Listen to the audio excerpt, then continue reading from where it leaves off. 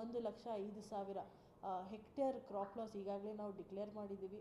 ಅದು joint survey ಸಹ ಮುಕ್ತಾಯ ಆಗಿದೆ. 7 ತಾಲೂಕುಗಳದ್ದು ಪರಿಹಾರ ಪೋರ್ಟಲಲ್ಲಿ ಎಂಟ್ರಿ ಮಾಡೋಕ್ಕೆ ಅವಕಾಶ ಕೊಡಿ ಅಂತ ನಾವು ಬರೆದಿದ್ದೀವಿ. ಇನ್ನೂ 4 ತಾಲೂಕದ್ದು ಸಹ ಈಗ ಕಳಿಸಿದ್ದೀವಿ.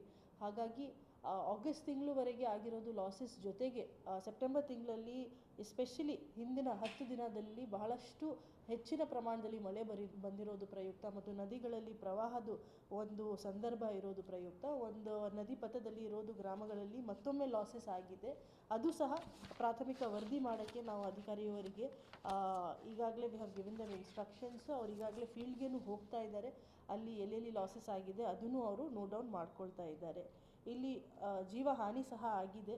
ತಮ್ಮೆಲ್ಲರಿಗೆ ಗೊತ್ತಿರೋ ಹಾಗೆ ಜೇವರ್ಗಿಯಲ್ಲಿ ಒಂದು ಕಡೆ ಮನೆ ಗೋಡೆ ಕುಸಿದು ಒಂದು 17 ವರ್ಷ ಹುಡುಗಿದು ಜೀವಹಾನಿ ಆಗಿದೆ. ಅವ್ರದ್ದು ಪರಿಹಾರ ಈಗಾಗಲೇ ಕೊಡಲಾಗಿದೆ. ಅದಲ್ಲದೆ ಒಂದು ಸೇಡಂ ಕಡೆ ಒಂದು ಡ್ರೌನಿಂಗ್ ಡೆತ್ ಆಗಿದೆ ಅಂತ ಈಗಾಗಲೇ ರಿಪೋರ್ಟ್ ಆಗಿದೆ. ಅವ್ರಿಗೇನು ಸಾಂತ್ವನ ಕೊಡೋದಕ್ಕೆ ನಮ್ಮ ತಹಸೀಲ್ದಾರ್ ಮತ್ತು AC ಹೋಗಿ ಫ್ಯಾಮಿಲಿಗೆ ಈಗಾಗಲೇ ಭೇಟಿಯಾಗಿದ್ದಾರೆ ಮತ್ತು ಅವರಿಗೆ ಯಾವ ರೀತಿ ಅನುಕೂಲ ಮಾಡಬೇಕು, ಸರ್ಕಾರ ವತಿಯಿಂದ ಏನೇನು ಮಾಡಬಹುದು, ಆಡಳಿತ ವತಿಯಿಂದ ಏನೇನು ಮಾಡಬಹುದು ಅದು ಮಾಡೋಕ್ಕೆ ನಾವು ಸಿದ್ಧಿದ್ದೀವಿ. ಜೀವಹಾನಿ ಇಲ್ಲದೆ ಜಾನುವಾರುಗಳದ್ದು ಹಾನಿ ಹಿಂದಿನ 2 ತಿಂಗಳಲ್ಲಿ 103 ಜಾನುವಾರುಗಳದ್ದು ಜೀವಹಾನಿ ಆಗಿದೆ.